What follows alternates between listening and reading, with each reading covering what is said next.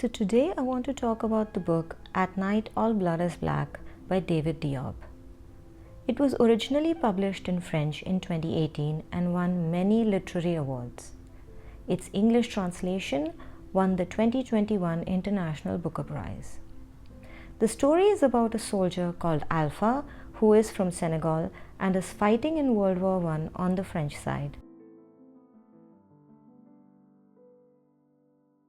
In the opening chapter, his best friend and fellow soldier, Mademba Diop, is disemboweled by the enemy side and is slowly dying. He begs Alpha to kill him and end his misery, but Alpha is unable to do so. This leads to a soul-crushing guilt in him, and he slowly begins to lose his mind. When I read the blurb of the book, I expected it to be a gut-wrenching war story, which it was, but I did not expect the mind-bender at the end. It is an understatement when I tell you that I was absolutely gobsmacked by the plot twist at the end.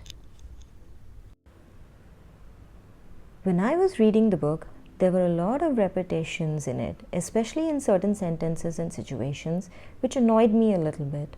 But because I was so amazed by the ending, I read some reviews on the book and realized that the repetitions were deliberate. Alpha is illiterate, so he has learnt French by listening to others, and as a result, his vocabulary is limited. And he feels the only way he can drive his point home is by repeating it.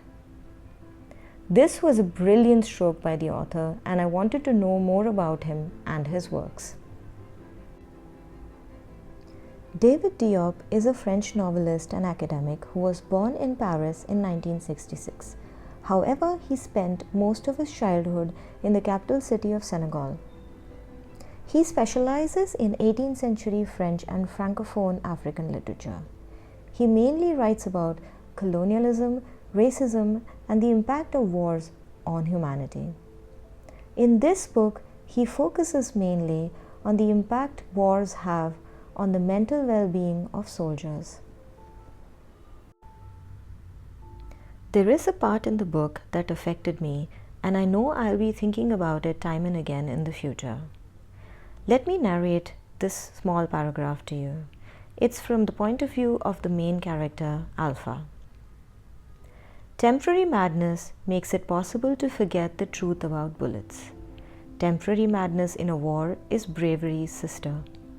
But when you seem crazy all the time, continuously without stopping, that's when you make people afraid, even your war brothers. And that's when you stop being the brave one, the death defier, and become instead the true friend of death, its accomplice, its more than brother. The French name of the book translates to Soul Brother, which makes more sense when you read the story. Many believe that the English title was chosen to make it more noticeable. Regardless of it, this is a brilliant book written by a brilliant author. David Diop has managed to pack in so many themes and messages in a book that is just 160 pages. The artistry of the author comes across in not just the many themes he has handled in the book, but also its ending.